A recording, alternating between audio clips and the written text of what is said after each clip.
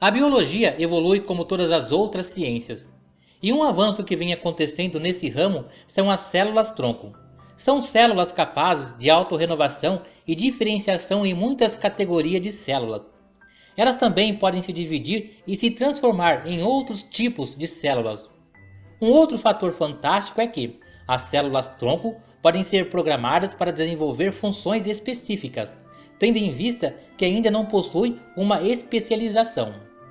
Basicamente, as células-tronco podem se autorreplicar, ou seja, se duplicar gerando outras células-tronco ou ainda se transformar em outros tipos de células.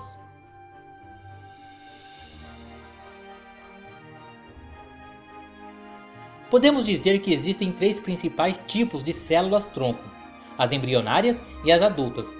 Essas células são encontradas principalmente na medula óssea e no cordão umbilical, e são oriundas de fontes naturais. Temos ainda as pluripotentes induzidas, que foram obtidas por cientistas em laboratório em 2007. As células-troncos embrionárias, também conhecidas como pluripotentes não induzidas ou embrionárias, são assim chamadas por possuir a capacidade de se transformar em qualquer tipo de células adultas de um organismo vivo. Elas são encontradas no embrião apenas quando este se encontra no estágio de blastocisto, de 4 a 5 dias após a fecundação. Nessa fase da gestação, a região circulada em azul é chamada de massa circular interna, e é esta massa de células que chamamos de célula-tronco embrionárias. Em uma fase posterior ao embrião de 5 dias, ele já apresenta estruturas mais complexas, como coração e sistema nervoso em desenvolvimento. Ou seja, as suas células já se especializaram e não podem mais ser consideradas como células-tronco. O corpo humano possui aproximadamente 216 tipos diferentes de células, e as células-tronco embrionárias podem se transformar em qualquer uma delas. Repare nesse último quadro, o qual exemplifica as possibilidades oferecidas pelas células-tronco.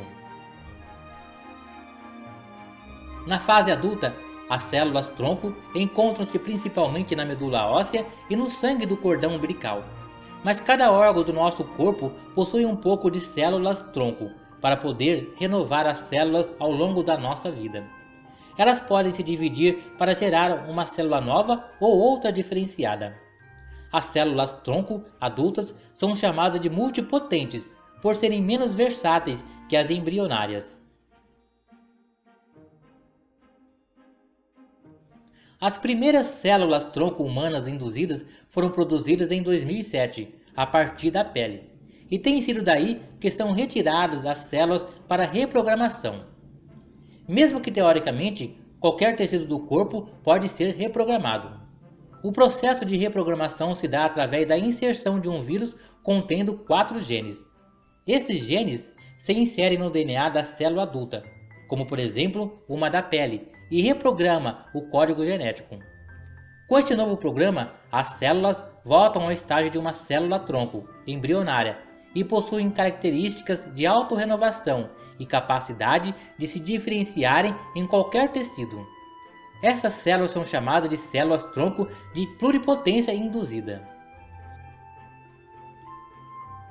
As pesquisas com as células-tronco é fundamental para entender melhor o funcionamento e crescimento dos organismos e como os tecidos do nosso corpo se mantêm ao longo da vida adulta, ou mesmo o que acontece com o nosso organismo durante uma doença. As células-tronco fornecem aos pesquisadores ferramentas para modelar doenças, testar medicamentos e desenvolver terapias que produzam resultados efetivos. A terapia celular é a troca de células doentes por células novas e saudáveis. Este é um dos possíveis usos para as células-tronco no combate a doenças. Em teoria, qualquer doença em que houver degeneração de tecido do nosso corpo poderia se tratar através da terapia celular com células-tronco.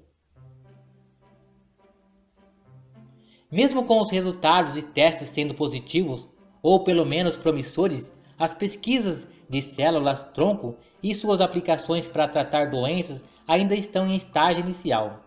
É preciso utilizar métodos rigorosos de pesquisas e testes para garantir a segurança e eficácia a longo prazo.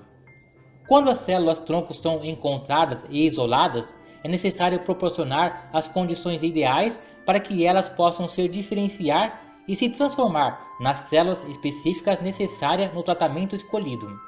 E para esse processo é necessário bastante experimentação e testes. Além de tudo, é necessário o desenvolvimento de um sistema para entregar às células a parte específica do corpo e estimulá-la a funcionar e se integrar como células naturais do corpo humano.